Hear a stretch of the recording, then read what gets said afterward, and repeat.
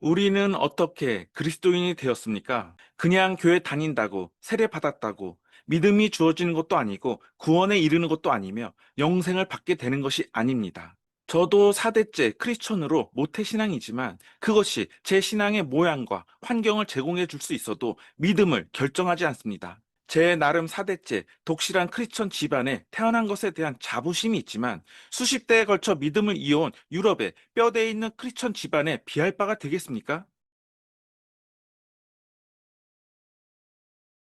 라틴 아메리카의 빌리 그레이엄으로 불리는 복음 전도자 루이스 팔라우에 따르면 수많은 사람들이 예수님을 믿은 후 삶에 변화가 일어나고 깊은 마음의 평안을 느꼈으며 미래에 대하여 확신을 가질 수 있게 되었다고 말합니다. 예수님을 구주로 믿는 사람들은 찬양을 부르면서 죽음을 맞이하고 확신을 가지고 영원 속으로 들어갑니다. 이처럼 설명하기 힘든 평안과 확신을 가지게 된 사람들 중 어떤 사람들은 나는 구원받았습니다 라고 말하고 또 어떤 사람은 나는 거듭났습니다 라고 말합니다.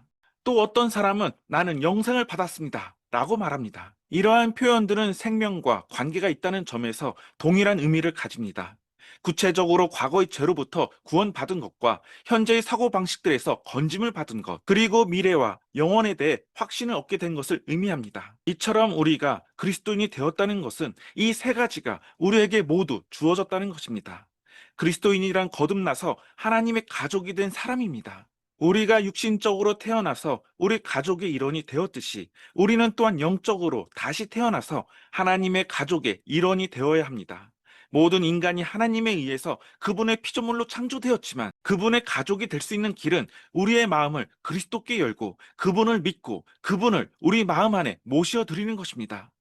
요한복음 1장 12절부터 13절은 다음과 같습니다. 영접하는 자, 곧 그 이름을 믿는 자들에게는 하나님의 자녀가 되는 권세를 주셨으니 이는 혈통으로나 육정으로나 사람의 뜻으로 나지 아니하고 오직 하나님께로서 난 자들이니라. 또한 그리스도인에게는 영생이 있습니다. 영생의 약속은 우리가 죽을 때 완전히 실현되지만 지금 이 땅에서도 우리는 부분적으로 영생을 누릴 수 있습니다. 지금 우리의 마음속에는 영생이 있습니다. 그러므로 우리는 외로움과 허무함에 머무를 필요가 없습니다. 예수님께서 이 땅에 오신 것은 양으로 생명을 얻게 하고 더 풍성히 얻게 하려는 것입니다. 우리가 영생의 확신을 가질 수 있는 것은 그리스도가 우리 마음속에 살아 역사하시기 때문입니다. 위대한 종교개혁가 칼빈은 이것을 성령의 내적 증거라고 하였습니다.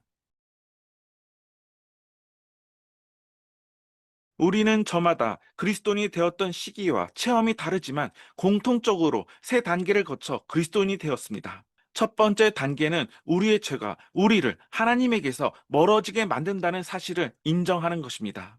말씀에 의하면 우리 모두가 범죄하여 하나님의 완전함에 이르지 못한다고 하였습니다. 그러므로 죄인이라는 점에서 우리 모두는 아무런 차이가 없습니다. 어떤 사람들은 자신의 죄가 전혀 없다고 주장할지 모르지만 사도 요한에 따르면 만일 우리가 죄 없다 하면 스스로 속이는 자입니다. 또한 진리가 우리 속에 있지 않을 것입니다. 만일 우리가 범죄하지 아니하였다 하면 하나님을 거짓말하는 존재로 만드는 것이니 또한 그의 말씀이 우리 속에 있지 않은 것입니다. 두 번째 단계는 예수님이 우리를 하나님께 다시 인도하기 위해 십자가에서 죽으셨다는 사실을 믿는 것입니다. 그렇다고 우리가 이것을 다 이해하려고 애쓸 필요는 없습니다. 그러나 이해하지 못한다 하더라도 우리는 이것을 믿어야 합니다. 우리가 전기나 무선 전신이 어떻게 작용하는지 자세히 몰라도 그것들이 제공하는 편리함을 누리듯 예수 그리스도의 죽음과 부활의 신비를 우리가 다 이해할 수 없다 하더라도 우리는 그것을 믿고 그것이 주는 구원과 축복을 누려야 합니다. 사도 바울은 다음과 같이 말합니다. 내가 받은 것을 먼저 너희에게 전하였노니 이는 성경대로 그리스도께서 우리 죄를 위하여 죽으시고 장사 지낸 바 되었다가 성경대로 사흘 만에 다시 살아나셨습니다. 세 번째 단계는 개인적 결단을 통해 주 예수를 구주로 영접하는 것입니다. 각각의 개인은 믿음의 발걸음을 내디뎌야 합니다. 다시 말해 그분을 믿고 영접해야 합니다. 그러나 단지 믿는 것으로만 부족합니다. 우리는 영생의 선물을 받아들여야 합니다. 예를 들어 제가 여행을 마치고 집에 오면서 아이들을 위해 선물을 사왔다고 가정해 보겠습니다. 그렇다면 자녀들은 어떻게 해야 그 선물을 가질 수 있을까요? 아이들은 그저 그것을 고맙게 받으면 됩니다. 이처럼 예수님을 영접한다는 것은 믿음으로써 감사함으로 예수 그리스도를 영접한다고 고백하면 되는 것입니다. 이렇게 말하는 순간 하나님의 선물, 곧 그리스도 안에 있는 영생은 나의 것이 됩니다.